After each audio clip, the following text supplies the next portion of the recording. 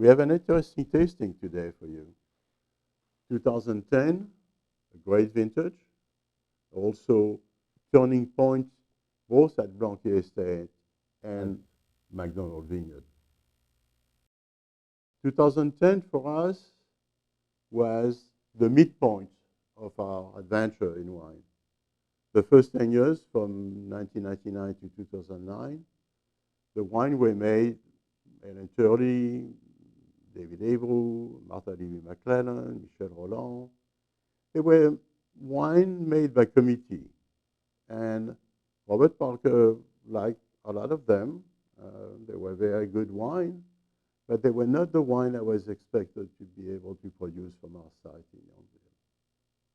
So from 2010 on, with Denis Malbec first, and then with Graeme since 2016, we are making wine like I used to drink them when I was in France.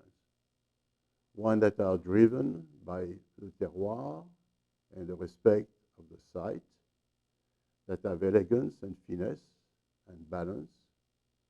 But let's taste the first one. So Prince of Art 2010, I can see 10 years later for a second wine, very, very dark color.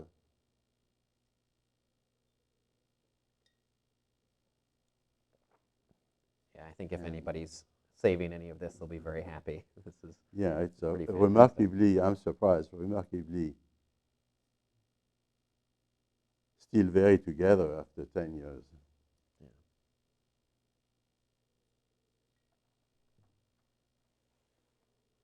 Lots of freshness. I mean, the age characteristics really give it a little bit more complexity. But it has a little more gravitas that he had. Mm-hmm.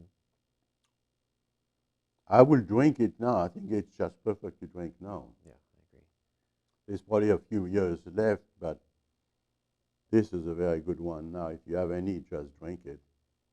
In April 2015, Antonio Gani organized a retrospective of the 2010 Cabernet Sauvignon from the Napa Valley, at least a selection of them, about, I think, 16 wine. And our wine was in the first flight with Dominus and Cap Shandy.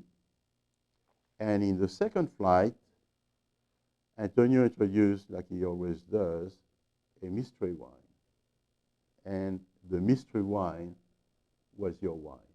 That was our very first vintage that we chose to release, and it was at a point where my brother and I, who pay for the grapes to our family, had written a grape check that was 3 times the size of our life savings, so we figured it was time to start releasing our wine. But for the first release, I mean, your wine just was proposed like a rocket, because after that tasting, the press started really paying attention. Who are those two guys? We were very, very lucky and grateful because we had no idea our wine was being served in time. You did not know? We did not know. So we started getting emails and people being excited. Yeah, saying, that was a fantastic showing. Then we found out it was MacDonald, Tocalon Vineyard. That's the first time I really heard about you, and the first time I tasted your wine. Yeah. And in all honesty, everybody was amazed by that wine. 2010 was a kind of a difficult year in a way. We had, I remember, we had a lot of rain in the winter, then cool spring, cool summer, very cool summer until August, I think it was August 24 and 25, where the temperature shot. We had a heat spike, and it went to some areas of the Napa Valley 110 degrees or more. And a lot of people burned.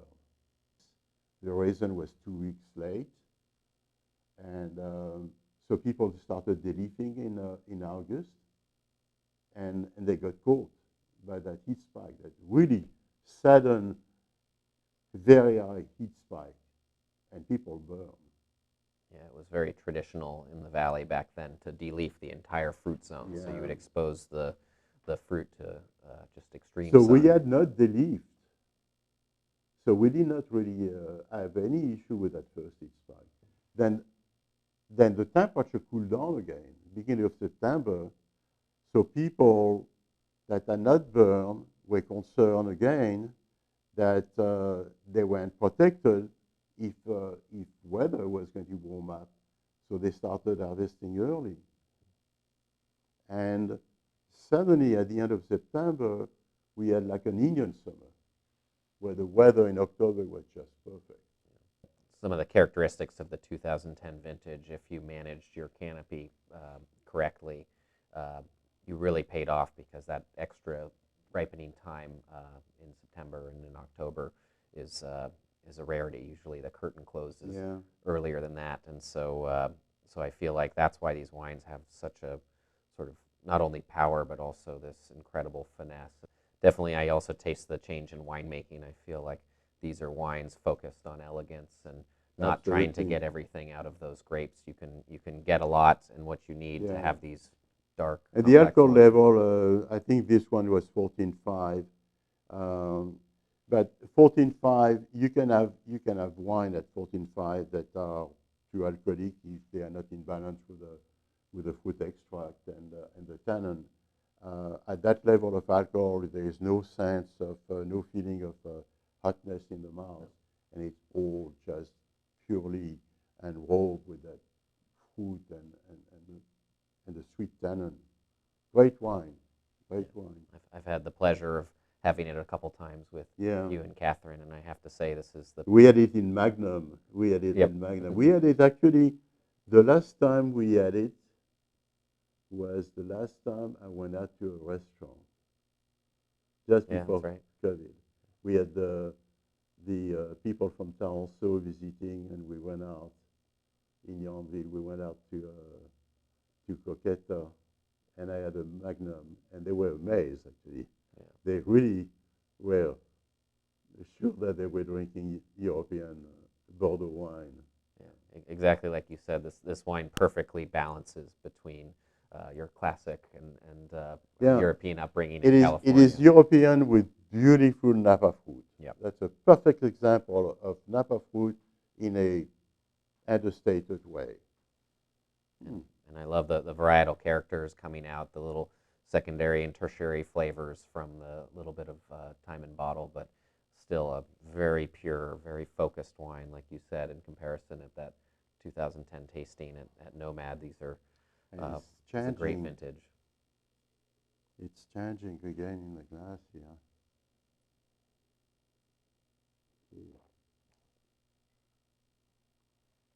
Well, if you have any 2010, I think you should open some. Yeah, definitely.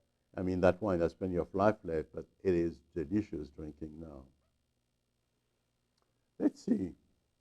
So this is Rive Droite, our Pomerol-inspired wine, basically from that site of clay that we have in a canyon on one side of the little creek.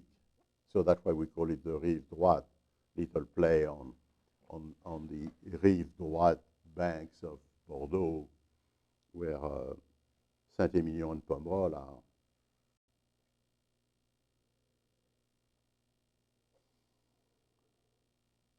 I love this wine. It's starting to pick up a little bit that cedar character of age, and I think one of the things that's a testament to the large shoes I have to fill, as you listed off earlier, is the idea to plant Merlot on this makes perfect sense from a terroir standpoint, but back in those days, having that much Merlot was not a very common thing. Everybody thought we were crazy, but I have to give credit to Ellen Turney, because when she came and visited and started working on the site, she said, this is a site that's going to be making the greatest Merlot in California. I mean, she was the wine goddess at the time. I was not going to say, are you sure? But she was right. Yeah. You know, I don't want to brag, but this was a difficult child. This is the one that everybody tell me, don't bother. Or if you're going to have, if you have some Merlot planted, just blend it with your Cabernet Sauvignon and make it a Cabernet Sauvignon blend. Don't bother trying to make a single bottling of Merlot. And we persisted, and I'm glad we did.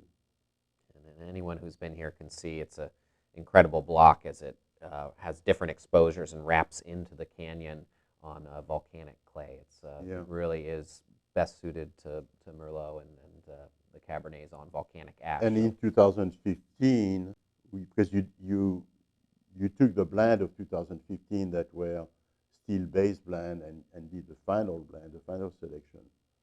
You made some really great Merlot in 2015, even if it was a warm year, which is not the preferred weather for Merlot. Merlot likes cool weather. Then in 2016, beside the fantastic Cabernet Sauvignon, you made a Merlot that got 100 points. Yeah, well, the way I approached the property, which was, I think, the right way, is the previous wines, 2015, were vinified by previous winemaker Denny Malbec. And when you approach a situation, as I know with our family, when you inherit or get involved in a legacy, the idea was to really see what the vision was of these wines, taste the barrels that were preferred, and then in that process honor everyone involved in the process. And I think you and Catherine have done a great job over the years of fine-tuning what you look for in wine and what you both enjoy to drink. And for me, it's been a pleasure to help capture that while capturing the sense of place. Great. But I think that's